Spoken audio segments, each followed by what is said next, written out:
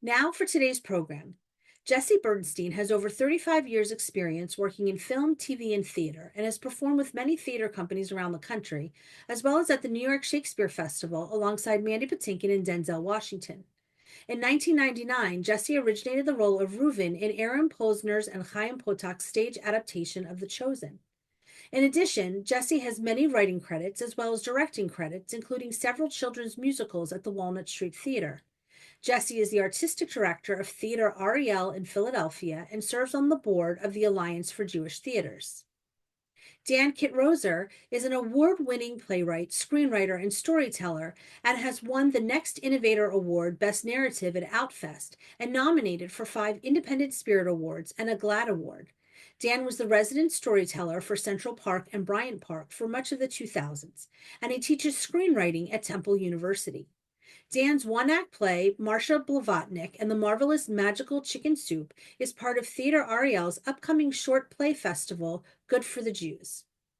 Joining Jesse and Dan today is Moment Senior Editor Dan Freedman.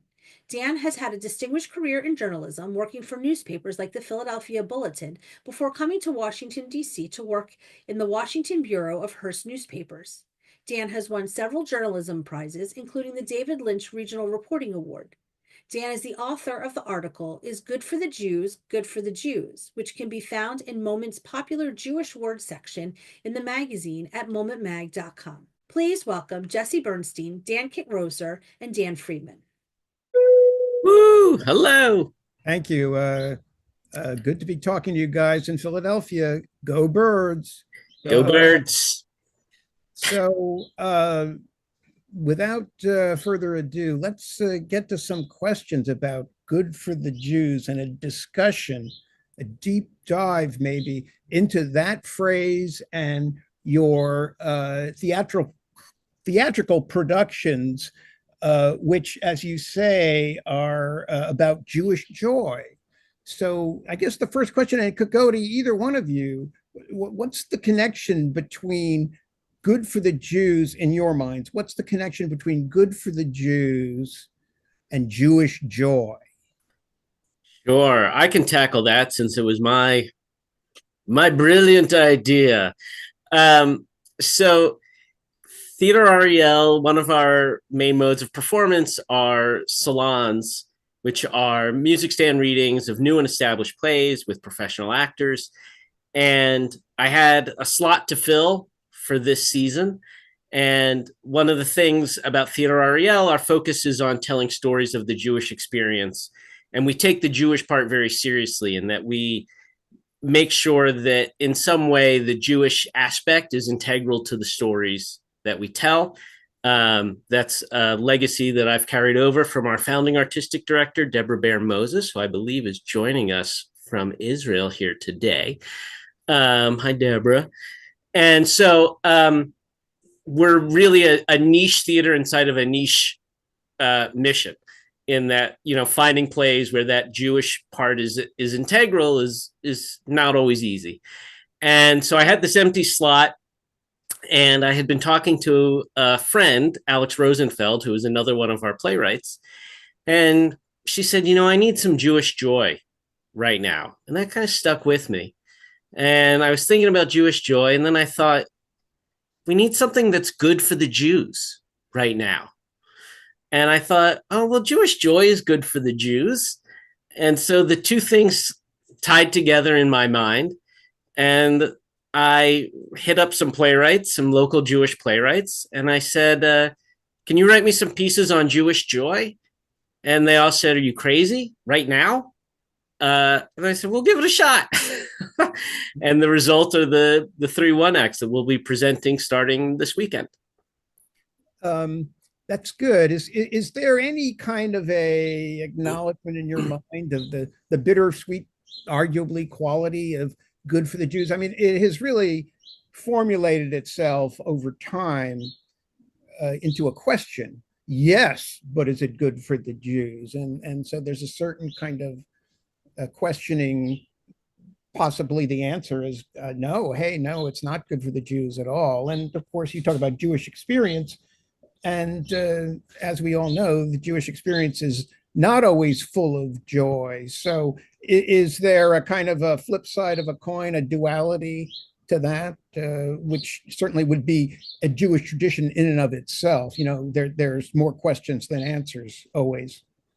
I mean, to me, there's a kind of winkingness in the title, "Good for the Jews," which I think is part of what I was really attracted to about your article, is that what is good for the Jews and who gets to decide. And so we're looking at this. Dan, I think your piece certainly falls into that bittersweet context. Yeah. Thank you, Jesse. Thank you, Dan. First time caller, long time listener. Yeah, I mean, I think when you say good, yes, it is good for the Jews. I mean, it's heavy in irony. It's like there could be so many good things in the world, but is it good for the Jews? Is that question? And yeah, I mean, I think that when you as a writer, what I write, I imagine I don't think too much about the theme after I let it like sit inside me for a second, and then I jump off. And whether it's good for the Jews or bad for the Jews, that's where I began, and I hope that it's successful. But for my character, I mean, I chose a really angry curmudgeon as my jumping off point, because when I hear "good for the Jews," what I see is just someone going, like that. For me, that's what it is. It's consternation and constipation. And so, that's sort of where I start. And my hope was that if I write a play about a really angry woman whose fist is constantly in the air, who's Jewish, eventually it'll get to joy, because that's what I want for her. So that was sort of the path that I took. But it's really hard to sit down and the other tack would be like, "Oh no, Miriam's getting married. Do we have enough pickles?" And like and then it turns out she's married. Actually, that would be great. I should have written that play. Yeah, why didn't you write that one? I don't know. And will she marry without the pickles? Everyone wants a sour and a half sour, and yet somehow they all get along. But it's hard. I think it's hard to write from. It's also hard to write exclusively from a place of joy, I think, and that's something that I work on with my students a lot in writing, because we do tend to, as writers, go for where's the marrow in the flesh, not where's the skip in your step. But I don't think it's not a place. I also think that it's very much a place that can be a fountain of creativity as well. So I also love that, Jesse, for the prompt as well, to write towards that, even if that's not where you start, as a place to where you can end. Mm-hmm. One thing I wonder about is, when you talk about joy, sure, I think you've done a good job of explaining the connection to "is it good for the Jews?" But there's also the vast, vast world of Jewish humor and Jewish jokes. I mean, maybe the theme could have been something like, a rabbi, a priest, and a minister walk into a bar, ... Did it ever cross your minds to, tap into humor, the vast wealth of Jewish humor, as your connection for joy? Well, I mean, funnily enough, I thought the playwrights were going to come back to me with, Rachel's getting married. Do we have enough pickles? And then it would lean more towards, what me worry? Yeah. Don't worry, there'll be a spare bedroom. I'm shooting myself tonight. Right. Yeah, exactly. I was a little dismayed at first, and then excited by the fact that all of the writers really sort of chose to write about figuring out how to find joy. And that, one of the things that we try to do at Theater Ariel is really sidestep some of the tropes that are common in Jewish performance, in Jewish culture. I love a Jewish joke as much as the next one. I have a million of them at my fingertips. There's 3 that I just wanted to say that I haven't said. And so, yeah, like it was kind of where I assumed everybody would go. Right. And the fact that it doesn't, I think, is actually to the credit of the writers, and Mhm. will take the audience on an unexpected journey about discovering joy. And I was thinking today, I was writing the note for the program, that what could be more Jewish than having an argument with oneself about how to find joy. um, so I was kind of excited that that's where a lot of the plays ended up going. Well, and I would just want to add that even if their premises are not in sort of like a vaudevillian setup, though I kind of feel like there's a lot there. I Yeah. do think the plays are pretty darn funny. Oh I mean, yeah. mine is terrible, but there's two more that can fill Terribly that. funny. Very It's flat. horribly funny. Yeah. Yeah. Exactly. But I do think that um there's a great, listening to the when we read through the other two plays, there's a great deal of whimsy and just like Jewish funny. I mean, I think that uh you know the I think Jews are best when they are approaching really terrible situations with a joke. I think that, like, there's nothing really funny about a very pleasant time. Um, Right. so I think you need a little bit of that vinegar to make a. Right. Did you guys worry at all about, given everything that's happened in the past, what are we coming up on? 2 years? Well, since Yeah. October 7th, Over 500 and days. the concomitant, if I can use a big word, rise of anti-Semitism here and worldwide, really. Uh, did you have any misgivings about, gee, maybe something on joy, good for the Jews or otherwise, is going to be a tough sell? Did you have any trepidations there? No, I mean, honestly, kind of the opposite.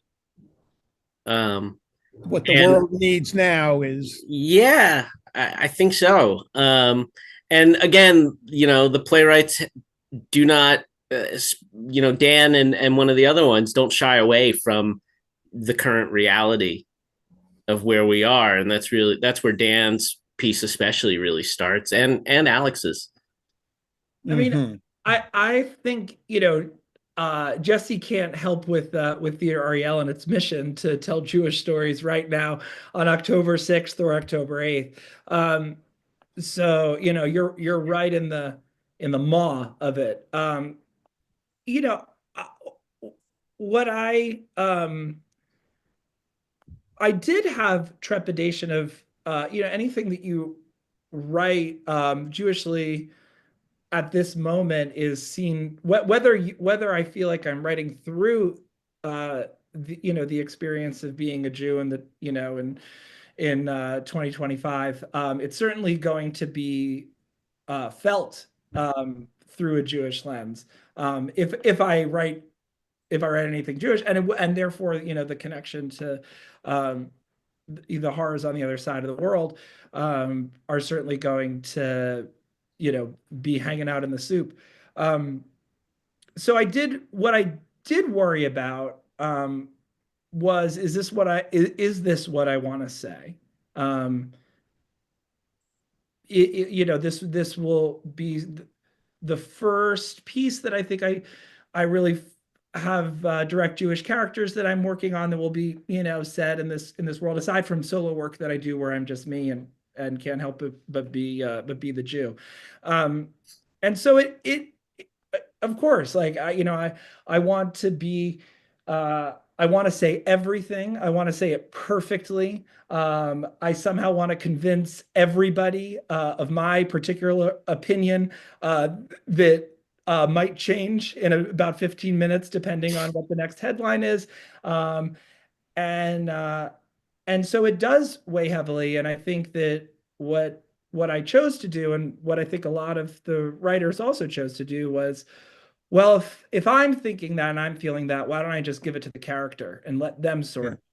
Um, and I think that's the choice often, which is I can't make that pronouncement for myself of what I think the correct Jewish perspective on the moment needs to be. But I can write through a character who struggles with it, and in a situation that is both ridiculous but also pushes them to confront whatever they're going through. Maybe while you're listening to my question, you might be thinking to yourself, gee, we don't want to overthink it. Or Dan Freedman, you're a nice guy, but I think you're overthinking it. I mean, do you sort of feel that way? Like, hey, it's humor, and we got to have a little bit of a thicker skin. I don't. And actually, as Dan was talking, it made me think again about your question about Good for the Jews and that and why I chose to title it. And I think too, like, and maybe we are overthinking it, but again, who would we be? We wouldn't be Jewish if if we weren't. But the I think part of what maybe inspired Good for the Jews is that and your article sort of gets this too, is that it's this kind of doom laden question, and I think I wanted to break us out of the paradigm of it, or the duality of it. Is it good for the Jews or is it not good for the Jews? And go, what if we said it is good for the Jews? Here's something that's good for the Jews. Right. It's like an apple a day. And I think part of the mission of Theater Ariel is we explore the myriad of Jewish stories is a little bit about that, about like kind of figuring out how to maybe break through some of the I keep coming back to tropes. Maybe that's not the right word, but some of the kind of habits that we've gotten ourselves into about certain things, and asking us to look at those or to break free of them, or go, do we still need that based on who we are today, and trying to find those stories. Right. Well, let me take a slight bit of editorial license and give about a 3-sentence summary of what this story is about, because some of the viewers of this, likely haven't read it, or hopefully will read it after watching us. I encourage them to read it. It's great. Yeah. And what I found in doing the story was that there are references to Good for the Jews going back at least to the early 19th century, and probably before that if I had the time to keep digging. But the most prominent was Winston Churchill, who, decades before he became a figure in world history as a British prime minister during World War II, he was the colonial secretary and was thus in charge of the British Mandate, which, as I'm sure all our viewers know, is what followed the Ottoman Empire's control of the Holy Land after Turkey's defeat in World War I. So Winston Churchill had to consider the question of a Jewish homeland, and he came to the conclusion, and this is 1921, that the Jewish homeland in the Holy Land would be good for the Jews, good for the world, and good for the British Empire. And that got reported reasonably widely in the Jewish press of the time. And so one can imagine that didn't mute my phone. Okay. So one can imagine that the Jewish population at the time didn't really have much problem turning that into a question. Is it good for the Jews? And what I found is that there's a certain kind of generational conflict, which is to say that the people, who came to maturity or were adults before World War II saw it as kind of a serious question, like XYZ. Is that good for the Jews? In the story, I have some kid talking to his grandfather about Babe Ruth and how great Babe Ruth is. And the grandfather says, well, that's nice, but is it good for the Jews? So the generations to follow kind of saw it as a funny laugh line, sort of like, oh, the price of Nova is going up by 5 cents. Is that good for the Jews? Or, you name it, fill in the blank. I interviewed a guy in Britain who said his mother no matter what the issue was, would sort of ask that as a question, like, oh, it's springtime. Springtime is approaching. Oh, is that good for the Jews? So there is a real sort of generational divide. And I think the question mark in my piece was that, gee, now with, the events of October 7th and going forward, and anti-Semitism and everything we saw on campus, and the sort of conflation with opposition to Israel and hatred of Jews, to put it rather bluntly, that the line, is it good for the Jews? Suddenly it was serious again. And I quoted a guy by the name of Danny Portnoy, and he said, yeah, I'm on the wrong page, but he said something to the question of, it's a bittersweet question now, or maybe it's just bitter. So anyway, that's kind of the summary, and that sort of sets up the question about why use that in a collection of plays about joy, and I don't want to make you guys repeat yourselves, but well, I guess, go ahead. I mean, part of what I hear in that too, though, is very much a shtetl mentality, right? Because is it good for the Jews? What follows logically from that is, or is the pogrom coming, or is the blank about to follow? The Archduke was assassinated. Is that good for the Jews? No, because here comes, and I think, again, part of the journey with that question is like, yes, there's a bitterness in that question again, but also like, what does that question mean for Jews in the 21st century, and certainly for American Jews, especially assimilated, whether they're assimilated, whether they're religious or secular, or what is that question? What's the follow up to that? In this world that we live in, and I think that that's also a new thing to keep exploring. Dan, anything? I had another follow up, but go ahead, Dan, if you're like. I also think, just jumping off of what Jesse said, we hold this shtetl mentality, which I love. I hold it all the time. Sometimes I hold it too long, and then then I have to take it diuretic. But I think we hold it, and a question that I think a lot of us are asking is that feeling that we have of still being subject to the powers that be, that the changes and the winds of those distant kings, when they come down on us, it's thunder. And I sometimes I also question whether we still are the paupers and the peasants at the bottom in this generation, in this moment. And even though we still have the feelings and the history and the ancestral pain and suffering, where are we positioned in the power structure of this country? And are we very much at the bottom, so subject to the whims of the king, or there's plenty of our little shtetl who are not helping that king. And so I think that that's something that is, when we talk about sort of the generational changes of, is it good for the Jews? Fear that I have is that we will forever perceive ourselves as being victims and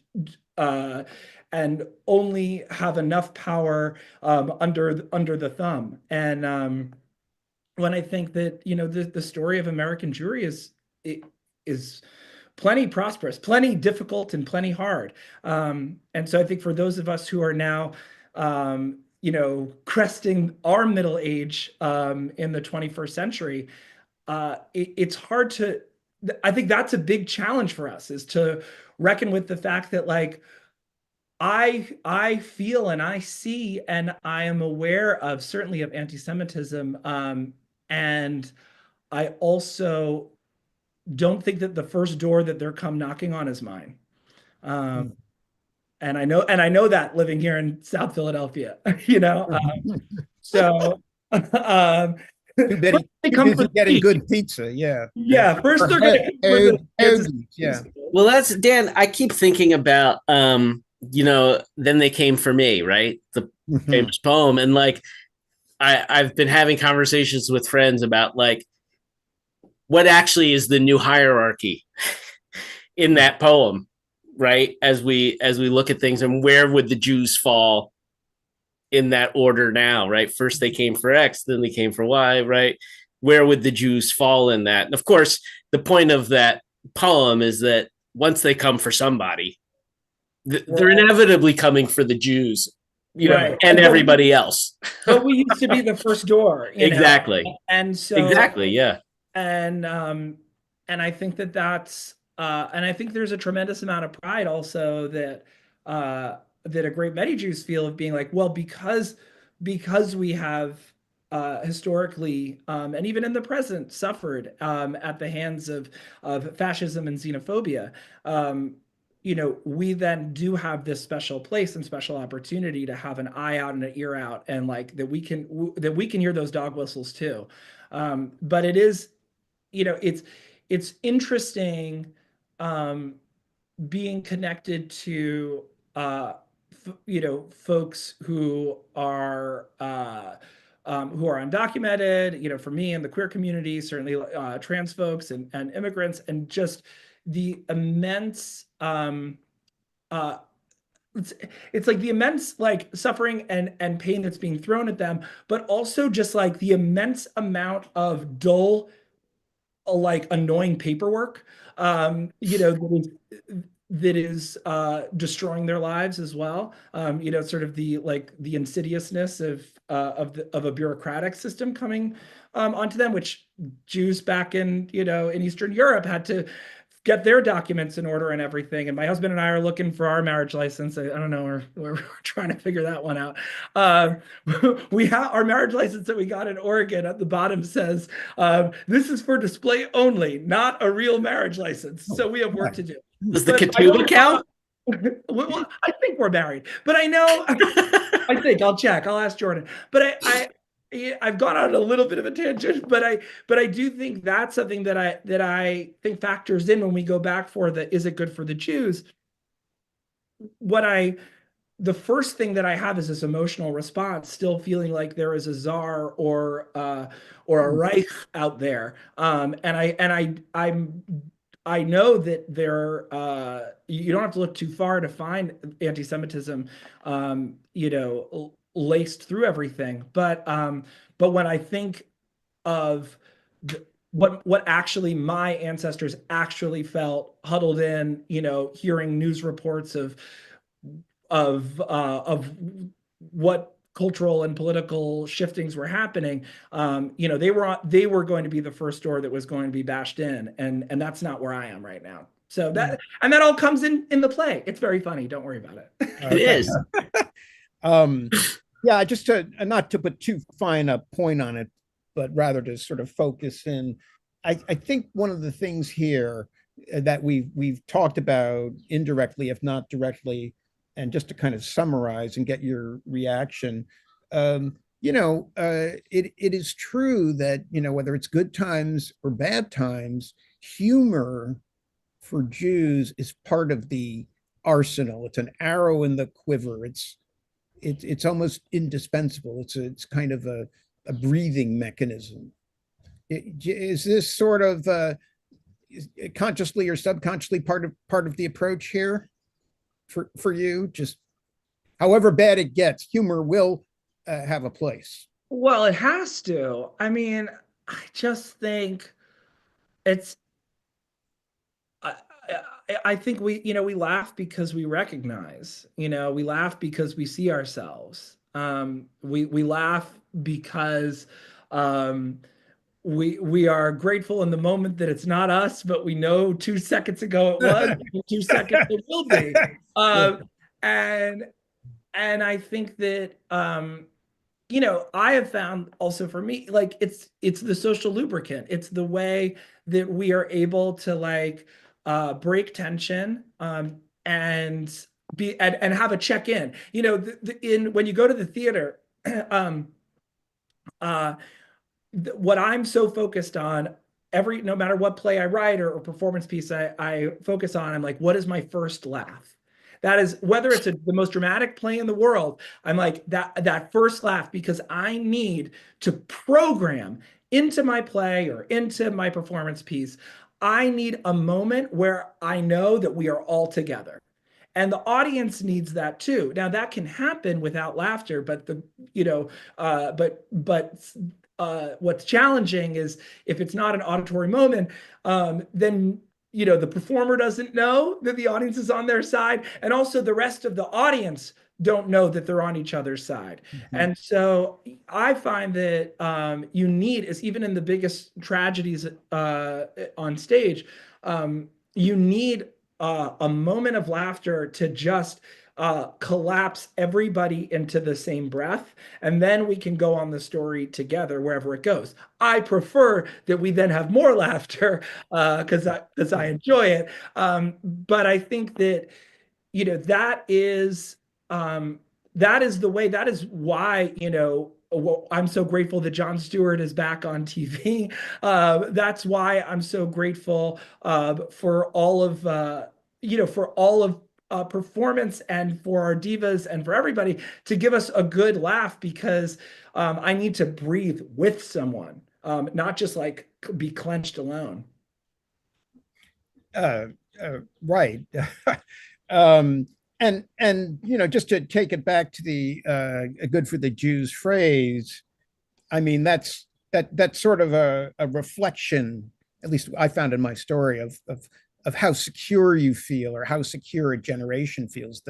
The pre-war or during war, I mean World War II generation did not feel very secure, and the very security for Jews in America that followed World War II, with some exceptions, that was what enabled the humorous consideration, the ha ha ha, our ancestors who said, answered every question with is it good for the Jews, or every observation with is it good for the Jews.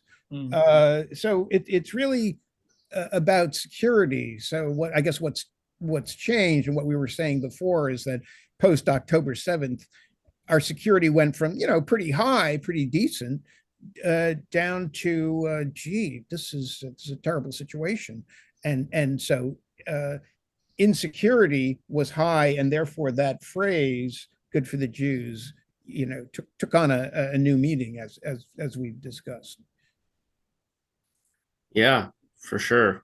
And when Theater Ariel was doing a production in November, and I don't know any other theater companies that had the conversation that we had, which is, do we need to hire armed security to be outside the performance venue? And we did not. For multiple reasons, we chose not to. The building had, a locked door that's watched, but we did alert the local police that this event was happening and asked them to, maybe do an extra drive-by the nights that we were there. Which they did. I believe they did, yeah. Mm-hmm. They didn't put on their sirens that I know of, but I'm told that they did.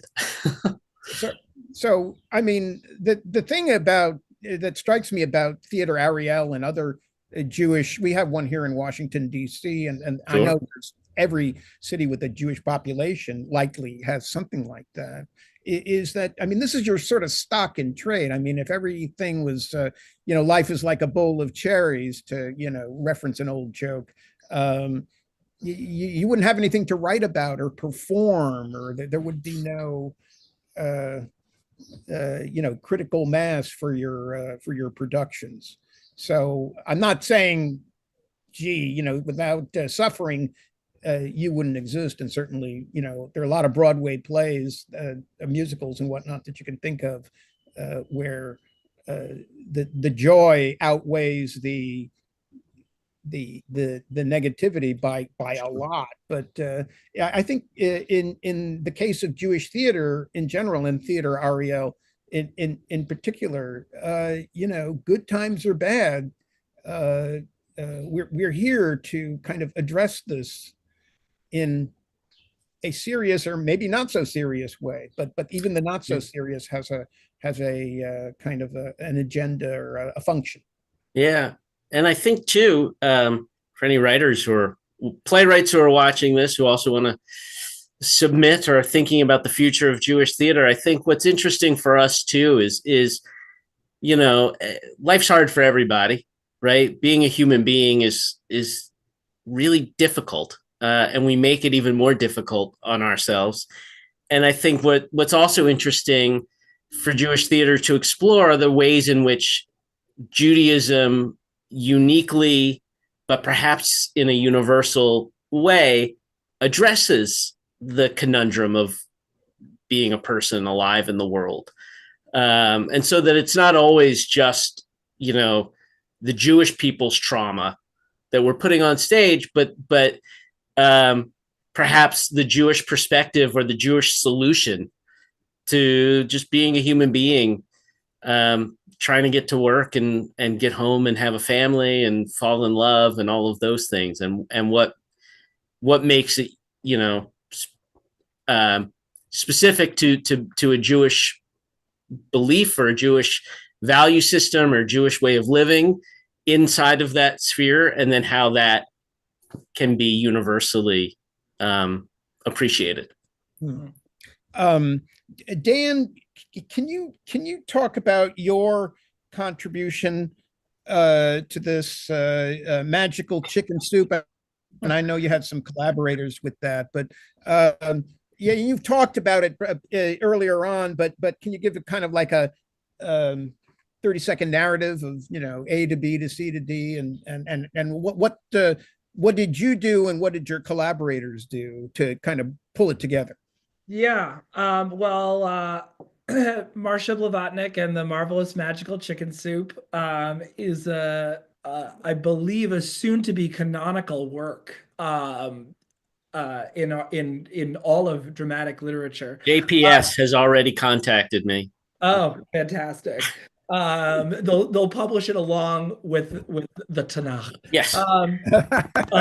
Right after Hosea. It'll be part of the apocryphal text. So it's about a curmudgeon leftist lesbian. I tend to write more lesbians than gay men. I actually have a friend who runs a queer theater out in San Diego, and she was like, "Do you have any gay men plays?" And I'm like, "I just got all these lesbians." But why is that? I mean, I don't know. 25 words or less. To me, it's like the lesbians do what gay men wish we could. So I don't know. Yeah. So at any rate, but so she's I would say she's in her she's a baby boomer. So anyway, Marcia Blavatnik, and she's angry because there is no limit at this moment of what to be angry at, certainly from a leftist, socialist, queer perspective, which I wholeheartedly am part of as well. But her anger knows no bounds. Specifically, it's very easy for her to make it a fine point at her sister, her sister, as she often says. And one night she's railing against all of the ills from the current president to her opinions on Netanyahu, to the ills of our healthcare system, and she's visited by an ancestor who gives her a warm pot of marvelous magical chicken soup that if she serves it to anybody, she will be able to convince them of her point of view, because the salt and of the real good salt of Judaism can change anyone's mind. And so, but it has to begin with a surprise Shabbos visit from her sister. And the question is, will she be able to welcome her sister, who she has a lot of personal but also political issues with? And will she be able to get to allow herself to serve the soup? When I started writing the play, my whole idea, because it was good for the Jews, a Jewish joy, was that was going to be a no-brainer. We would let her do that, and then she would serve the soup to Stephen Miller, and she would serve the soup to all of the Jews of the world that she had contentious issues with, and then everything would be turned into the beautiful socialist paradigm. But once I got into actually the mechanics of getting this woman to even sit at the same table with somebody that she's that felt so wounded by, it wound up taking over the entire play. So I kind of think that, which I'm very proud of, the fact that my initial intent of sort of having a sort of picaresque journey through all of the Jews of our time, and having like all these little scenes where everyone gets convinced beautifully and easily, and we all join hands across America in a very like non-Reagan way. I wasn't able to do because the truth is that it does take more than just a quick sip of soup, and it's kind of the story of the actual play is the journey of writing it. And I think it's also why Jesse like lovingly and beautifully set all of us up for failure. In that, to write Jewish joy, and I do think to write joy, to write Jewish joy for me does mean you start from a problem, you start from suffering, and you try, and then through perseverance and a bunch of dirty jokes, try and get to the other side of joy.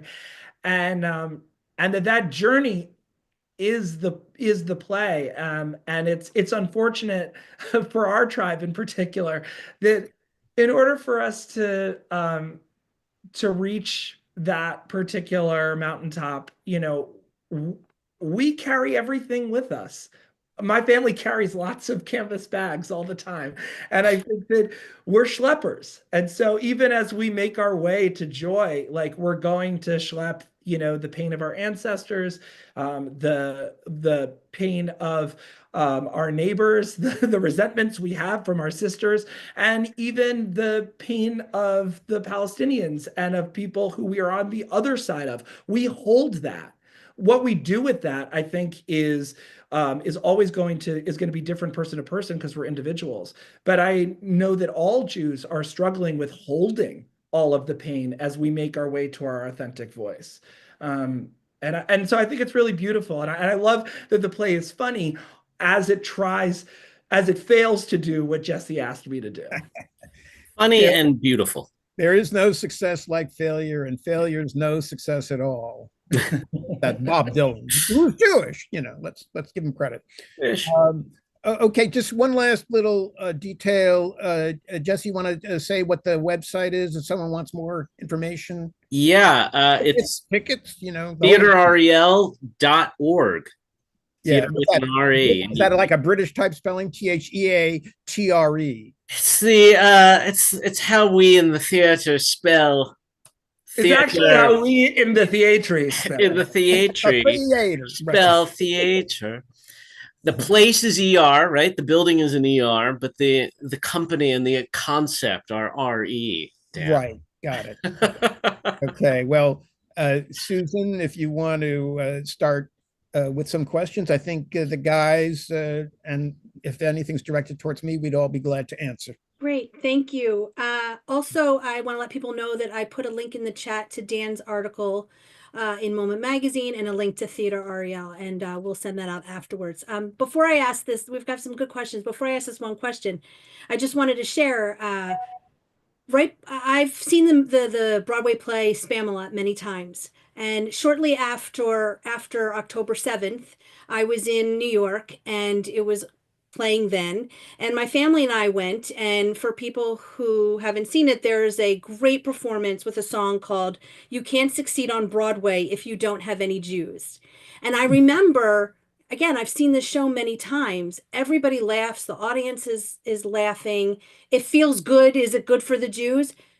But right after October 7th, it landed very differently. And I remember sitting there feeling a little tense when that scene was going on and that song was performed and thinking, how's the audience going to take this? And it was great. There was lots of laughter, lots of clapping, but it was the first time I experienced sitting in a theater and thinking, ooh, what's going on here? And so it leads to the question that somebody asked. When Jews ask, is it good for the Jews? It often refers to what Jews fear non-Jews will think about something involving Jews. My question is, the plays presented at Theater Ariel, and I'm guessing not just the ones that are coming up, what do you ever worry or consider what non-Jews will think of the plays with Jewish themes? So funny. We just did a James Sherman piece called God of Isaac. And this question kept coming up because it's very much about a Jew struggling to understand his identity. And I reached out to James. I said, Jim, we keep getting questions about will non-Jewish audiences understand this, or how will they react to it? And he says, yeah, only the Jewish audience members are concerned about that. He said the non-Jewish audience members just enjoy it. And in fact, we ended up having a non-Jewish guy who outed himself at the performance. And he was like, I had a great time. Is that okay? And I was like, yeah, I mean, as long as you were laughing with it, the play, and not at the play. So yes. And again, I think that's part of this fear, right? Of how the goyim will see us, and whenever I think of good for the Jews, there's my shanda for the goyim, right? Like something they can use against us, God forbid. And I think part of owning ourselves in the 21st century is a little bit of being able to be lots of things to lots of people. So yeah. No, I don't worry about how they will respond, because when we have non-Jewish audiences, what they mostly respond with is, I know people just like that, or my family is just like that. So Great, thank you. Someone said, does joy have to relate to humor? I will just say that if you I mean, what I wanted to say was about to come off really snooty, which is like, I've never experienced joy without humor. But I guess if you're like, I guess if it's like, is there an experience in my life that has been so that has been so unbridled joyful that there wasn't a shred of irony surrounded it? I don't know. I just think that like when I'm my most joyful, I'm laughing my ass off. And that might not be true in a very patrician society where like joy is expressed by some sort of a equestrian match where your horse has come in first. I don't know why I decided to paint that image, but I just think that joy and humor are inexplicably linked. But if you manage to have joy without humor, go to town. No judgment here. Just, I just, you can, don't worry about inviting me. No, well, I think what I'll say is that joy doesn't always have to be because of humor. I think Dan's right? Humor is inextricably linked with joy. What causes joy, though, doesn't just have to be a joke.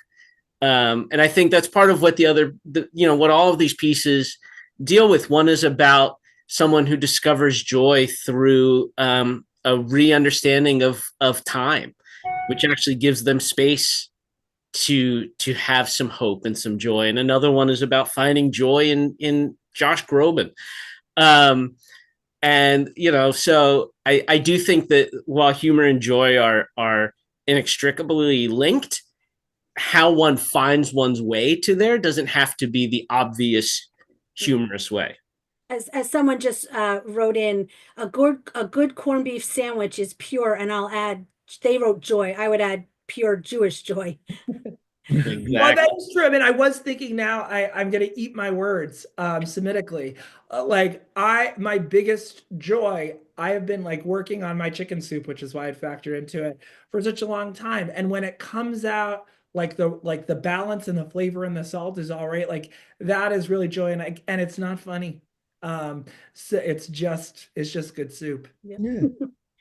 How do we reconcile if something or someone is good for the Jews, but not good for the country or the world? And the second part to that question is, what about good for some Jews and not good for all Jews? Well, the Jews are in the world and in countries, so I don't know how something that isn't good for the world or the country could be good for the Jews, is my immediate response.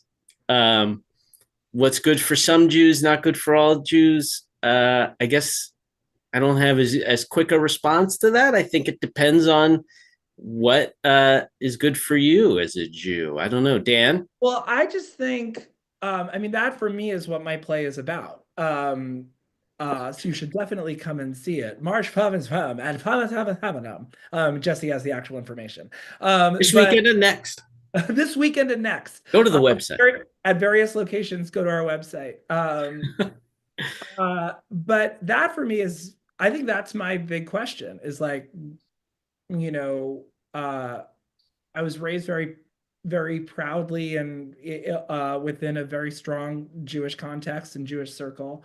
And I also uh, part of my Judaism is being, part of this world. And there are fissures inside of our Jewish community, and there are Jews whose Judaism has led them to um, to not only opinions but to actions that I really disagree with, and that my Judaism has led me to opinions and actions that they wholeheartedly disagree with. And of course, we all know as Jews, two Jews, three opinions, and that the foundation of our tribe is riddled in argument. Um, but it's very painful. I think it's actually very painful um, that what is good for some Jews is not good for all, and what is good for Jews may not be good for others.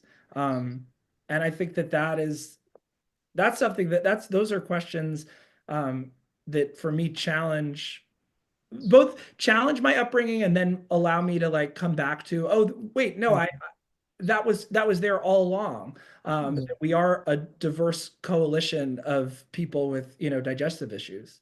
I I, think I would just add quickly that the history of Jews, the history of anti-Semitism, and particularly in the Hitler era, Hitler and the Nazis didn't make distinction between Jews. Jews were all the same, and you could have been a very sophisticated Jewish person in Berlin or Warsaw. You could have been, in a shtetl with a long beard. Uh, but you were the enemy, and you suffered. I won't say equally, but the pogrom of Hitler took in everybody. So there was not there's not necessarily a long history of something being good for some Jews and not for other Jews. I That's think maybe a more recent phenomenon. I think too, I would ask that person if the question they shouldn't be asking is not, is it good for some Jews and bad for some Jews, but is it good for some, is the question, is it good for the Jews and for some Jews, or is the question actually, it's good for some people who also happen to be Jewish, which I think is a very different question. Because yeah. Yeah. What about this idea of could something be too good for the Jews? This idea of some people feeling like we don't want to be out there too much. We want to still hide a little bit in the shadows. Any thoughts on that? Come out wherever you are. Yeah. Um, I think yeah, I think it's definitely something that lives inside of us. And I think that there's also a beautiful thing that I feel as a Jewish artist is coming from a long line of subversives that every Christmas song was written by a Jew, that like we contributed immensely to the culture of America, invented musical theater, and then stole other forms, of course, and whatever. America is a melting pot that devours itself. It's great. But I think uh, that there's something to me which feels innately Jewish of being um, uh, a little bit in the shadows, a little bit subversive, a little bit satirical, a little bit uh, uh, having something to prove to the culture by being part of the counterculture. And that's a part of Judaism that I also, as a queer person, also really, really love. That uh, that I love what goes on in the counterculture, and when it like finds its way into the center, um, uh, it almost cheapens it because you're like, no, not everyone can love it. We need some people to hate it. Um, so that's what I think of with that question. I think that I think there's the other thing of oh, we don't want to be um, don't want to be too successful because then it's the archetype of the Jewish globalists who have taken over and were the puppet masters of everything. And that fuels that own narrative of anti-Semitism. But what I do like is um, viewing my Judaism and my artistry akin to my queerness, which is yes, it will be at times accepted, but it's always under threat, and that gives me license to write from that place of tension, which I think um, which I think is a really powerful place to write from and to write for. And I would just add that this question of making yourself too well known or having too high a profile, and it might not be good for the Jews, or realistic. Really, it's bad for the Jews to draw a lot of attention to yourself. I was just watching a documentary about Joe Lieberman, which is going to come out next month, and not to give too much away. I'm going to review it, but one of the outstanding things in it was that in the year 2000, when uh, Joe Lieberman was nominated as a vice president on the Democratic ticket behind Al Gore, there were Jews worrying about he's too prominent. It's too prominent. It's not going to be good for the Jews. And one of his friends, someone in the Jewish world, said, that's true, but if somebody had to do it, if somebody had to be out there representing us, it's Joe. And of course, Lieberman turned out to be a very controversial figure, but he was very Jewish and kind of beloved for that. I remember when the balloons fell in 2020 on Biden and Jill and Kamala and the Jewish husband and the three of them, the three goyim on the stage. There was like a big pop when the balloons fell, and the three goyim were fine as the balloons fell, and there was Doug going like this. Like I feel so represented right now. Yeah. Isn't that a metaphor? That man speaks for me. So that for me, Doug going like this was so good for the Jews. Great. Well, and on that note, Dramatic, if nothing else. Thank you all so much, Dan, Jesse. We really appreciate your time. Go to momentmag.com where you can read Dan's article. I encourage all of those that are in the Philadelphia area the next 2 weekends to go to Theater Ariel's website and see where the plays are happening. And we will see. Thank everybody for joining us, and we will see everybody next time. Thank you. Thank you. Thank you.